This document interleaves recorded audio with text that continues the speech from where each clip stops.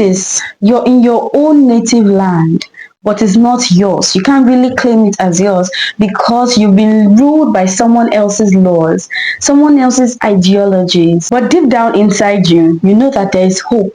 There's something better. There's something better than you answering yes sir, yes man. So inside of you, there's hope, there's strength and defiance because you know that there is something better than where you are now. Before the flags came down, before the borders were redrawn, Africa was the battlefield, not of guns alone, but of identity, power, and freedom. This is the story of Africa's path to decolonization. Hello guys and welcome back to the channel. If this is your first time, then you're welcome. On this channel we talk about everything that has to do with Africa, the good, the bad and the ugly, but definitely most often the good. If this is not your first time, then you're welcome back to the channel. I hope you enjoy this conversation we're about to have today, and of course leave your comments in the comment section. I want to hear all your thoughts, but let's get right into the topic. Why does decolonization matter today, you may wonder? I mean, African countries have gotten their independence, so why are we still talking about decolonization even till this time? Because the story of Africa is not just about 50 plus flags raised, it is our identity reclaimed. Colonization reshaped identities, politics, even the way people thought about themselves. So understanding decolonization helps us see why many modern challenges and dreams trace back to an important moment in Africa's history, which we'll speak about soon. But first, let's discuss what decolonization is. Colonization was all about reshaping the people of Africa into a people that mirrored the dressing, thinking, mannerisms, and even the way of living of our colonial masters. But decolonization is all about us reclaiming all those things back and owning our identity. The way we speak, the way we dress, the way we think, and most importantly, the way we see ourselves as individuals and as a people. And that is why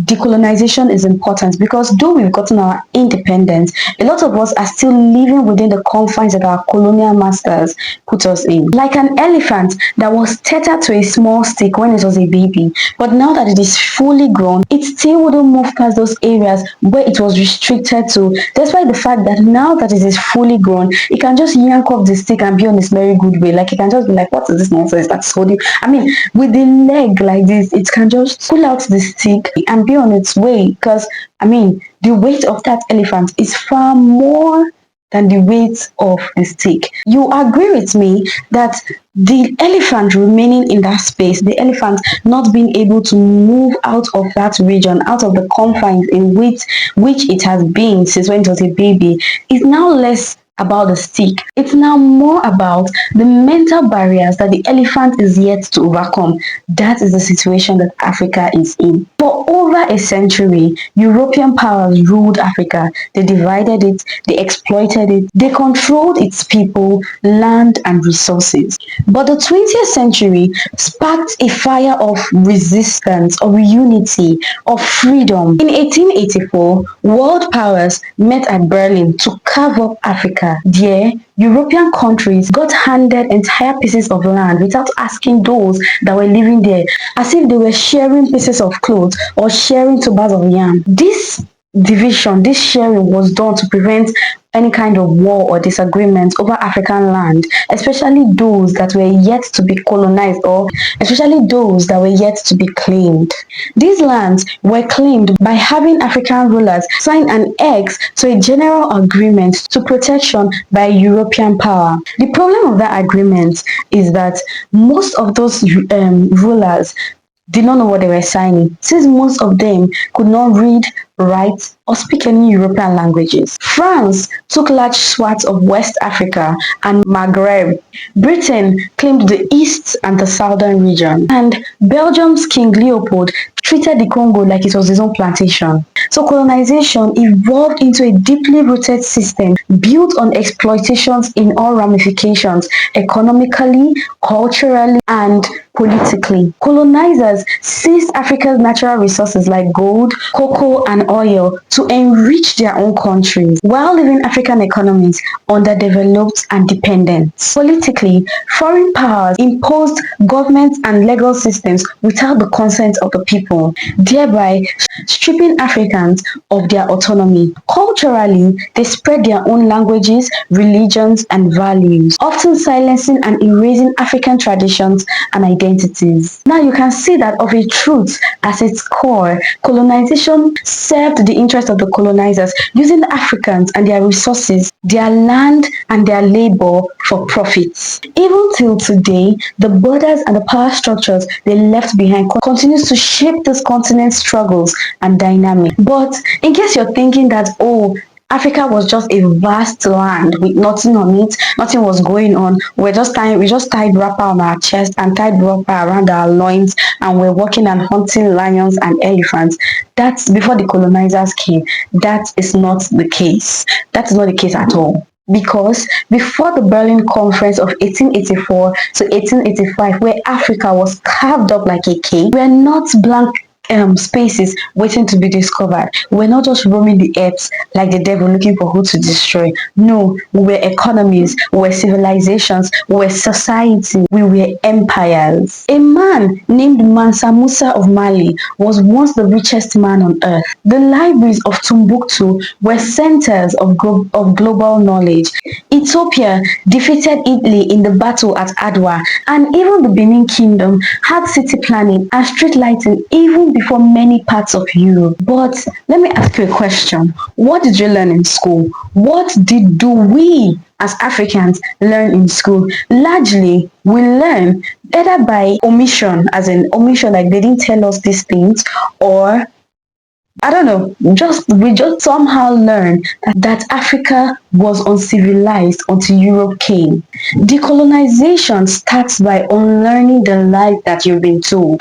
Ask yourself, how much of your history do you really know? How much of the history of your people do you really know? Now, it would be unfair to say that Africa did not gain anything from colonization, but when weighed against the immense benefits that it reaped, it's clear to see that Africa was left at a clear and lasting disadvantage.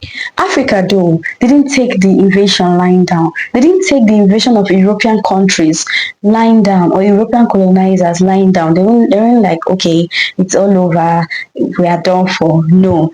Resistance started early. In Tanzania, the Maji Maji Rebellion started from 1905 to 1907. Though it was brutally suppressed, but it showed our colonizers that Africa was not ready to bow. In West Africa, leaders like Samori Toure fought French expansion, and in Ethiopia, men and women defeated Italy in 1896 at Adwa, a battle that is now remembered as one of the few times when an African nation stood up and fought against an European invader. But for the countries where Europeans had already possessed, something was already happening to their identity and their resources, both material and human. Africans were put to use, making us slaves in our countries even without us crossing the seas. African soldiers fought in both world wars.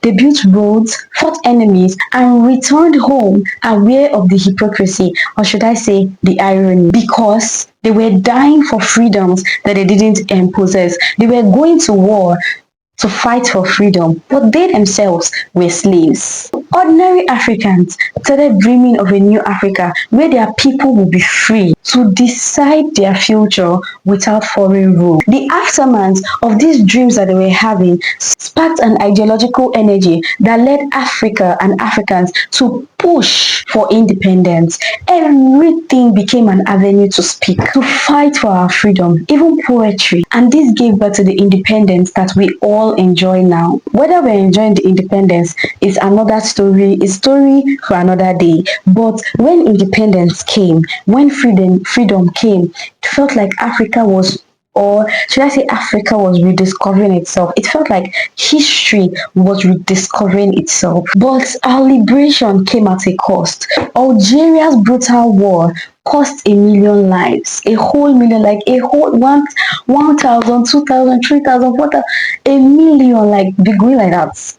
A million lies. Do you remember Patrice Lumumba? Congo's Patrice Lumumba was promised sovereignty and then assassinated within months with Western involvement. If you don't know the story about Patrice Lumumba, then I think it's a video that you should watch. And I've already done a video on that. I'm going to link it somewhere here because it shows you why this conversation about decolonization is very, very important. Let's not forget Mozambique and Angola, who only freed themselves in the 70s after decade-long wars. Even South Africa endured apartheid until the 90s. All across Africa, there was violence, assassinations, meddlings, and no joyful transition into what should have been a glorious celebration. All because liberation came at a cost too high. That's why every African must hold precious to themselves the liberation and the freedom that we fought so hard for, whether you live on the shores of Africa or not. Embrace your roots and your identities. We have challenges, agreed, but we've come so far. So be proud of the place where you're from. Be proud of your African identity. Be proud of your African heritage. If in turmoil during the post-colonial crisis, voices like Fela Kuti and writers like Ngugi persisted and kept challenging neo-colonial influence, then how much you and I. Don't let your voice be muffled because you feel less human, just because of your skin color, your nails, your hair, the texture of your hair, or your accent.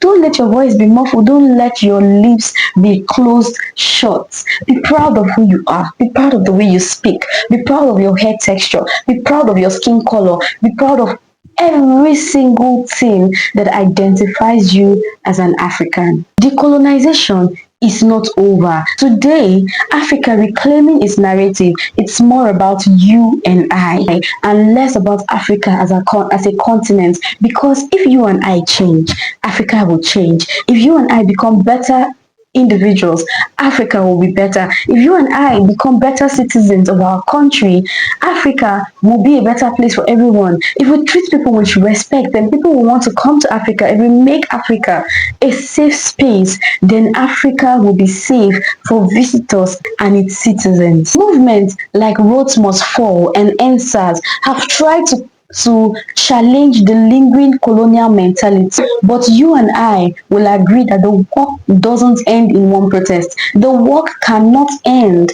in one protest or with one protest. Use your platforms as digital entrepreneurs, as artists, as writers, as musicians to challenge narrative and propagate everything African. Let's define Africa on our own terms. Africa's youths are the youngest. They are the most dynamic on earth. From Nairobi's tech hubs to Lagos music scene to Dakar's fashion movements, we are the ones that we'll be waiting for. Just close your eyes and imagine an Africa where the world no longer sees us as developing, but as the blueprint, where we no longer seek validation because we know who we are.